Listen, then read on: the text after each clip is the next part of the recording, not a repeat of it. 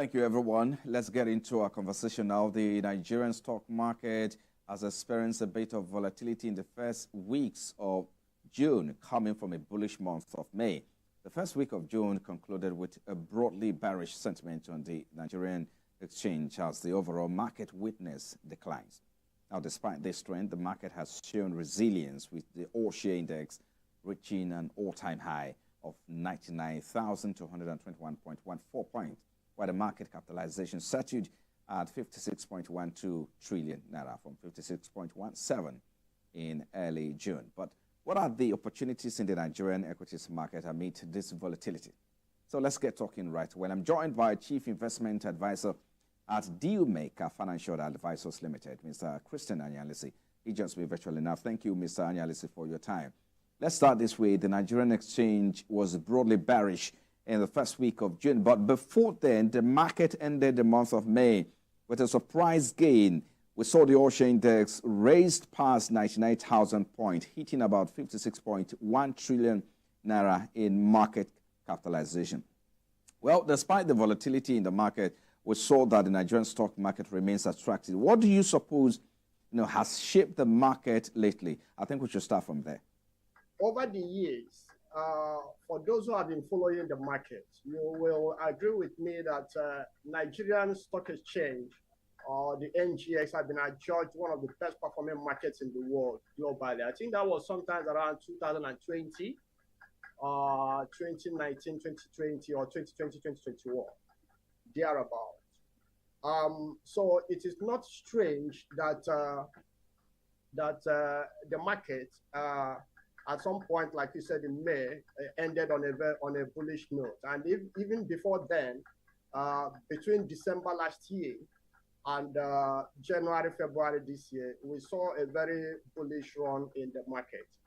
Yes, Nigeria as a country remains an attractive destination for investors in an emerging market. If you check the return on investment in the Nigerian financial system, what looking at federal government instruments such as treasury bills, such as federal government bonds, okay, even when you're looking at some commercial papers that that have been floated by some companies such as Dangote Cement, such as the Nigerian breweries, you will see that comparatively, the return on investment from the Nigerian financial system is much higher than what you have in the advanced economies. And the reason is because within the advanced economies, there is surplus funds. So with surplus funds, you expect the cost of capital to be low. But within the Nigerian space, there is scarcity of funds, there is paucity of funds. So you expect that the return on investment should be relatively high.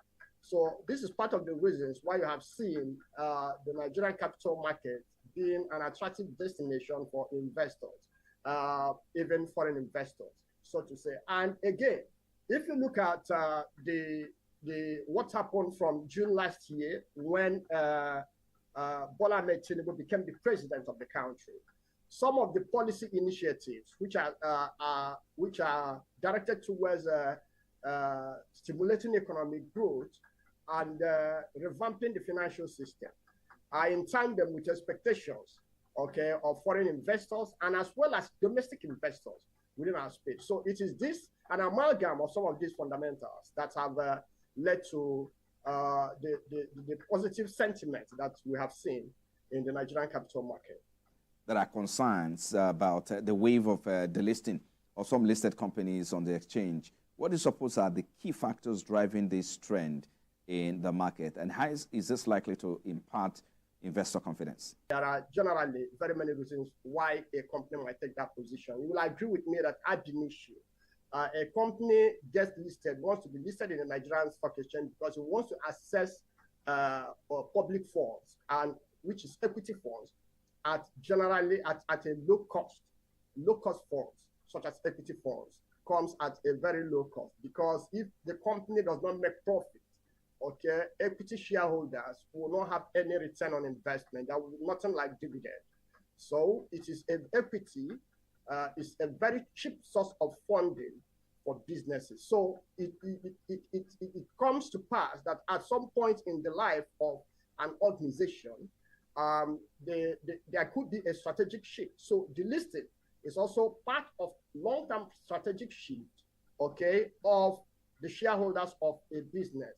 It is possible that the shareholders of a business have actually gotten the money they need from the public, okay, and they want to exit the market at that point because they don't have, what will I say, or let me put it this way, they don't have funding requirements that necessitates their continued stay in the market.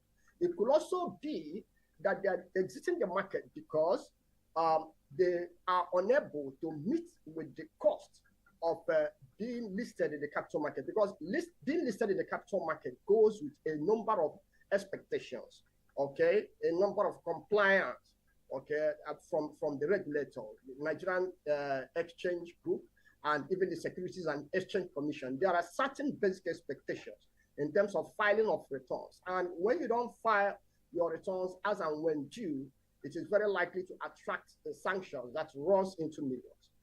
Another scenario, another reason why companies might want to get delisted, you also know that if you have a company, if you have your shares, okay, in the capital market, it is those shares are exposed, okay? It is possible for predators to acquire those shares. So if a company is trying to dodge or hide away from predators or predator companies acquisitions, they might decide to leave the market and become a private company. Sometimes too, it could be a strategy for rewarding minority shareholders or even the general shareholders, the majority shareholders. Why do I say that? Because if the share price of a company is very low in the market, it is not attractive, maybe because of illiquidity, systemic illiquidity. Where you have systemic illiquidity, it is reasonable to expect that share prices will not rise commensurate to the value of that company. So where shareholders feel that the share prices of their company are being grossly undervalued, exiting the market might be a way of compensating the shareholders. Because when that happens, assuming the company finds private equity investors, okay, with what we call dry powder, okay, dry powder meaning excess funds or funds available for investment in companies coming to buy them over. On the average, private equity investors usually buy existing companies at a premium of 20 to 40%. Okay, and their holding period is on average is between 5 to 6 years, or a finite period of about 10 to 12 years. So when private equity investors buys up a company, they manage that company, increase the value of that company, and again sell that company. So the issue of the listing from the Nigerian Stock Exchange is part of a strategy. Between the year 2021 and the year 2023, it is on record that about the market capitalization of the companies that left the Nigerian Stock Exchange was about 335 billion.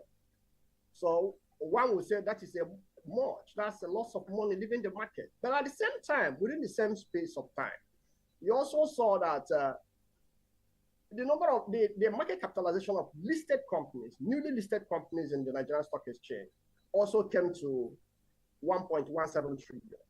You saw the listing of Geregu, you saw the listing of MTN by introduction, you've seen the listing of Transcorp Power, you've seen the listing of Mercury, you've seen the listing of VAD Group. Okay, so but fundamentally, capitalization is not for checking the performance of the market. In actual fact, it is the all share price index that determines the performance of the market. And the listing of companies does not affect the value of the all share price index. Well, I understand the impact of macroeconomic factors such as inflation, you have interest rate in that environment. So talk to us, what's your outlook for the market and expected outcome for the next MPC meeting, which is scheduled for July? That the government has come up with this, with a program, the the ASAP, okay, the ASAP program. And what the ASAP is saying is that let us now reduce government income from taxation. It is a fiscal policy. It's a fiscal policy of the government, okay, which is trying to address the issue of tariffs, okay, on some imported goods, such as food items, such as chemicals, such as pharmaceuticals, okay, and all of that. So once that starts, you expect to see a situation whereby the CBN will no longer be adjusting rates at a geometric progression, so to say. So once the rates start coming down, once you're seeing with the fiscal policy initiative, the monetary policy rate is expected to start coming down. And what does that mean?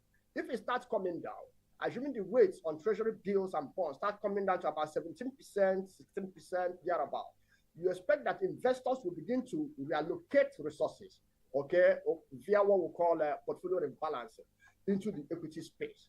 Because there, in the equity space, they are targeting a higher yield from dividend payment, and they're also targeting price appreciation in equity. So going forward, we expect that with this, with the marriage, okay, between the monetary policy now and the fiscal policy, okay, there's going to be an increase in activities in the Nigerian capital market. The direction of, or the focus of investment, okay, will begin to shift, okay, or navigate towards the equities market. And over time, that is supposed to create some rally, maybe possibly towards the end of the year, other things being equal. When you put together the fact that we're already in the, for example, for the banking stocks particularly, which have shown some fundamentals, and which also are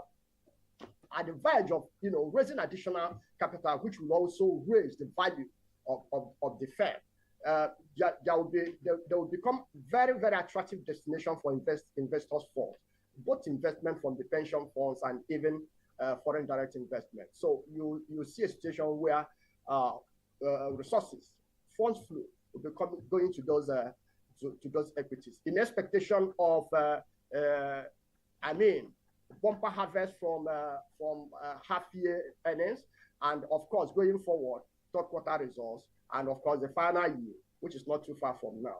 Well, I think a good place to leave it. Thank you for your time, Chief Investment Advisor, Adil Maker, Financial Advisors Limited, Mr. Christian Anyalisi. Thank you for coming on Business Week. Thank you for having me, Frank.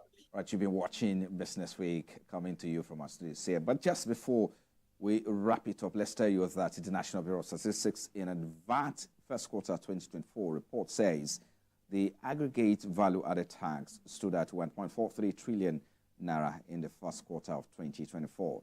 The report released in Abuja shows a growth rate of 19.21% on a quarter-on-quarter basis from 1.2 trillion naira recorded in the fourth quarter of 2023.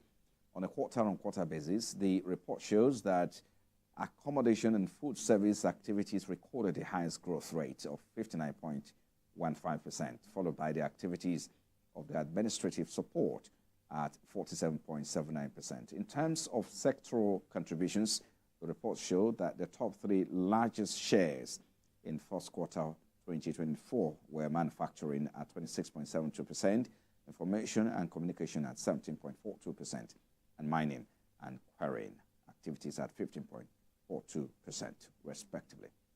Well, and that's our show this week. Many thanks for watching, and thank you everyone for sharing your weekend